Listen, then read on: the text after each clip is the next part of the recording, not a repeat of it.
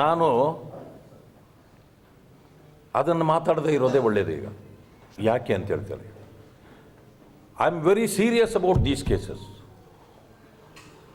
If I talk something it will overlap.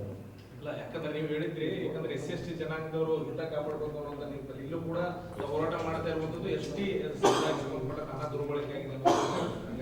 ನೋಡಿ, ಆ ಜನರು ನೀವು ಕೇಳಿದ್ದಕ್ಕಷ್ಟೇ ಹೇಳ್ತೇನೆ, ಇಲ್ಲ ಅಂತಂದರೆ ಹೇಳ್ತಿರಲಿಲ್ಲ ನಾನು.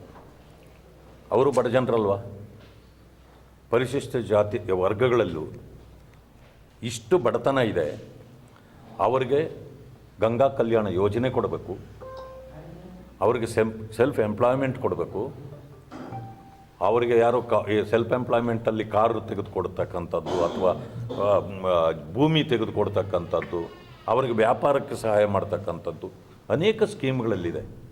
ಇಂಥವುಗಳನ್ನೆಲ್ಲ ಬಿಟ್ಟು 187 ಕೋಟಿ ರೂಪಾಯಿ ಮಿಸ್ಯೂಸ್ ಆಗಿದೆ ಅಂತ ಬಂದಾಗ ಒಬ್ಬ ಮಂತ್ರಿ, ಅದೇ ಸಮುದಾಯದ ಮಂತ್ರಿ ಕೈ ಕೆಳಗಡೆ ಇದೆಲ್ಲ ಆಯಿತು ಅಂದರೆ ಎಷ್ಟು ನೋವಿನ ಸಂಗತಿ. ಅನ್ಯಾಯ, ಅದು ಆಗಬಾರ್ದಾಗಿತ್ತು. ಆದರೆ ಈಗ ಆಗಿದೆ, ಇನ್ವೆಸ್ಟಿಗೇಷನ್ ಆಗಿದೆ.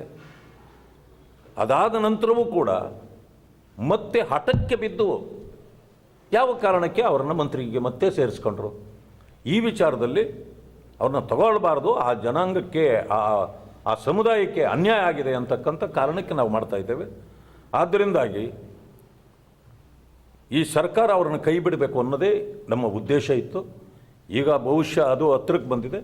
1ನೇ ತಾರೀಕಿಂದ ಇಲ್ಲಿವರೆಗೂ ಒಳಗಡೆ ಸದನದ ಒಳಗಡೆ ಹೋರಾಟ ನಡೆದಿತ್ತು. ಸದನದ ಹೊರಗೂ ಕೂಡ 1ನೇ ತಾರೀಕಿಂದ ಹೋರಾಟ ಪ್ರಾರಂಭ ಆಗ್ತದೆ. ನೋಡೋಣ ಅದಕ್ಕೆ ಏನು ರಿಸಲ್ಟ್ ಬರ್ತದೆ ಅಂತಕ್ಕಂಥದ್ದನ್ನು ನೋಡಿ ನಾನು ಮತ್ತೆ